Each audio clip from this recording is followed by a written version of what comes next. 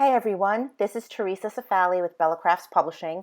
And Butler and I really enjoyed bringing you SEO and blogging, What the Heck is Google Looking For, this past January at the CHA Mega Show.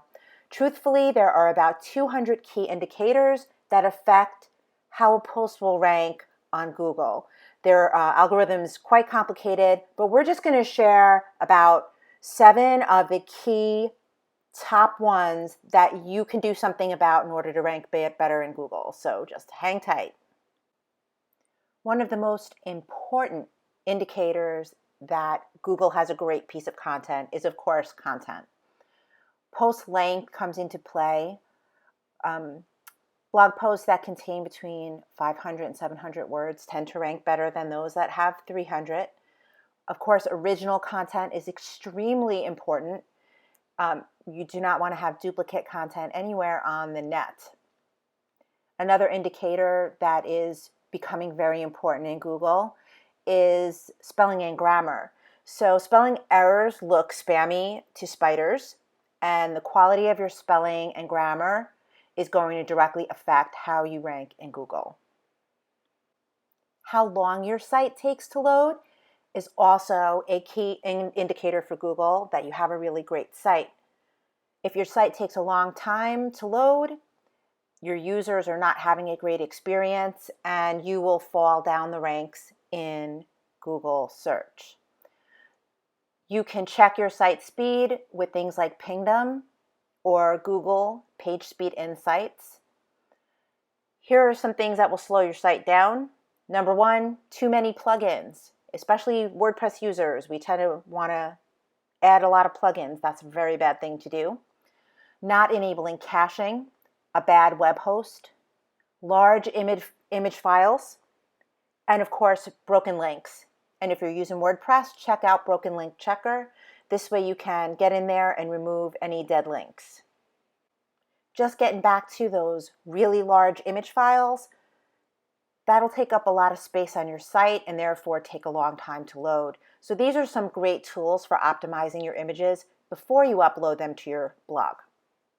Keyword stacking is actually a really bad tactic to use. Back in the old days, you would pick a keyword like crafts, for example, and you would just use it a billion times in your post and it would help you rank on Google. Well, those days are over. Again, user experience, ease of search have become critical in Google and in the user experience on Google. So you want to use long tail keywords. Long tail keywords are basically phrases that help describe and are natural search terms. So somebody wouldn't go into Google, for example, and just search crafts, but they would search for something specific. So it's a grouping of words. You also want to make sure that those keywords or phrases appear in post titles and subheadings. You want to use keywords and phrases that are related to your main keyword search. So don't stack them in a post. Google's gotten excellent at realizing that certain keywords and phrases relate to each other. There's a relationship there. And there's actually a really cool tool that I'll share in a minute to help you find those relatable keywords. But if you just want to do a general keyword search, Google AdWords keyword tool is very helpful. SEO book keyword tool and HitTail.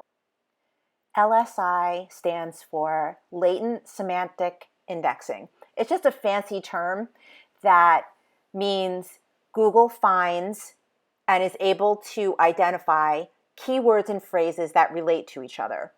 If you want to go to lsigraph.com, you can actually type in a keyword phrase and it will give you other suggestions on keyword phrases that are related to your topic that will really help you when writing your post. So give this check this out.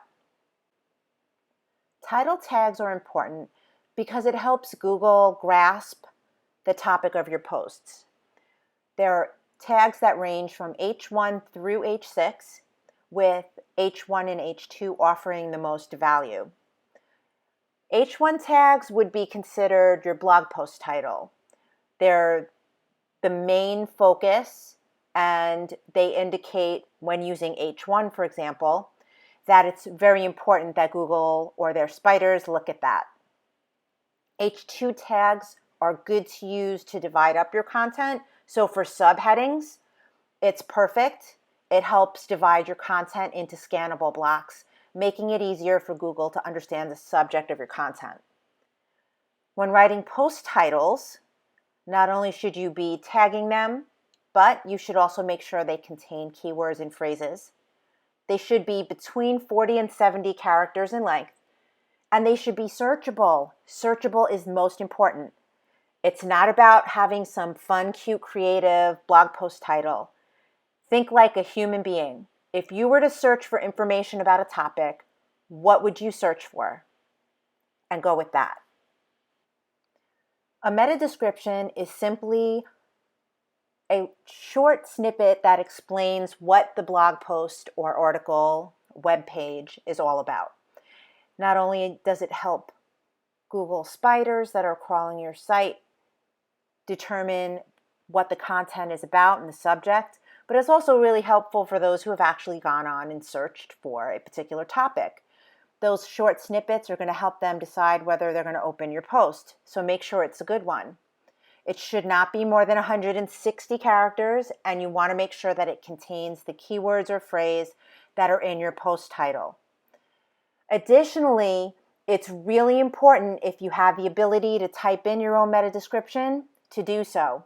If not, Google is automatically going to take the first 160 characters from your post. So if you don't have the ability to do it, make sure what you're writing in your post title is going to be a good meta description for those that are visiting. If you're using WordPress, Yoast is a really great plugin that will help you add your own meta description and also let you set a focus keyword. So check that out. The final indicator we're going to share with you today is mobile optimization. It is extremely key that you have a website that is optimized for mobile, meaning for smartphones and tablets. It should look great on a computer, on an iPad, on an Android tablet. It should look great on any kind of smartphone. If your site doesn't, it's going to make you drop in rank on Google. Thanks for being with us today for this recap on SEO and blogging. If you'd like a copy of this slide deck and also hyperlinks to all the tools that are in this presentation, please visit this link below and just go grab what you need.